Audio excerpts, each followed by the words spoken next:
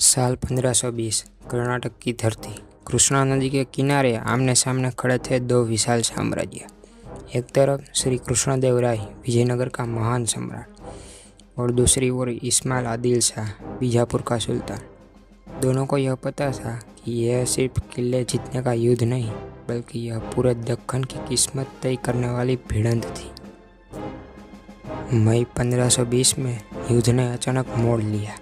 इस्माइल आदिल शाह अपनी सेना के साथ रायचूर की ओर बढ़ा और कृष्णा नदी के उस पर विजयनगर सेना ने 25 किलोमीटर की दूरी पर शिविर डाला। संख्या के मामले में बीजापुर की सेना छोटी थी, लेकिन आदिल शाह को भरोसा था अपने सबसे बड़े हथियार पर। एक ऐसा हथियार जिसने पूरे युद्ध का संतुलन बदल देना था, उसका 900 तोपों वाला विशाल तोपखाना।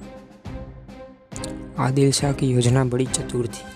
वह चाहता था कि कृष्णदेवराय लालच में आए और अपनी सेना के साथ नदी पार करे।